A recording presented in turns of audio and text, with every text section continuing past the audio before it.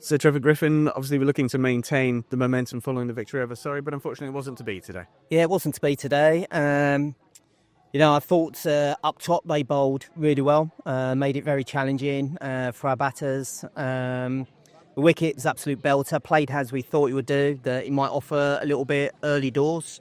Batters, I thought, just found it a little bit difficult to get the pace of the wicket to start with. And then the wicket flattened out as we expected, and you got an absolute belter here. And unfortunately, just didn't get the score that we needed to put on the board. Really, here at Taunton, you got to look at 250 plus as a starting point. Really, we were definitely 50, 60 runs short to be where we wanted to be. Unfortunately, obviously at Surrey, the success was built upon that great opening partnership, but difficult to build momentum when wickets keep falling. Yeah, I absolutely. We were 4 down at 20 overs. What was great to see is the depth within our batting. That 50-odd partnership between Amanda Jade Wellington and Alex Griffiths. I thought that was crucial, not just in terms of number of runs, but the way they went about it. I thought that transferred some pressure back on to Lancashire.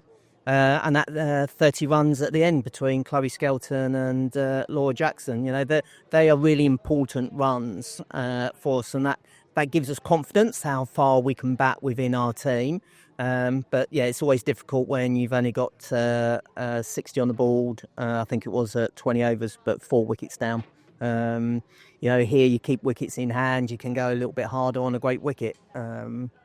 Lots of learning from our perspective, and we'll go away. We'll come back into training on Tuesday and Wednesday, and we'll go again for Lancashire at Taunton Vale. Essex at Taunton Vale.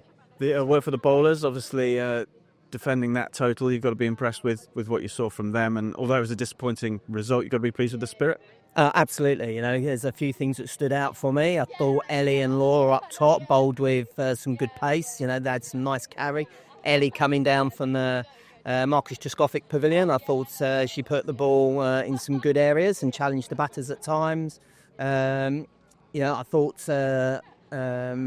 Charlie Dean bowled an absolute belter of a delivery. That pitch, I think, is like middle and off, and turned and just beat the outside edge. So our spinners, got some turn from out of the pitch, which was good to see.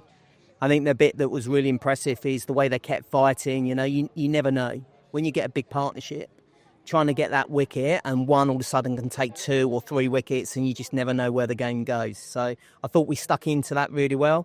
It showed within the way we fielded, into, and it was probably about 15 runs left, maybe a little bit less than that. But Charlie Dean running around the boundary, putting a dive in, stopping 4. I think there was only 3 runs needed at the end. They looked to drop it and run. Sophie Luff charged in, stopped the single. They're the sorts of bits and pieces that as a coach you're delighted to see, and the fight and the character that's within the team. Disappointing result, important to park it and move on to the next one. Yeah, it's game 2 of a long season.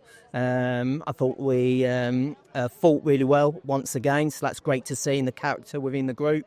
But we go again on Thursday against Essex at Taunton Vale, and then we're on the road up to Durham, and then away to Warwickshire as well. So they come thick and fast over the next 10 days, 12 days or so. And a word on the crowd today? Yeah, it's fantastic. We're always well supported here. That's probably the biggest crowd within the women's game, and that's a great way to set the tone. And all I can do is say thank you for coming along and supporting us, and look forward to seeing you back here soon.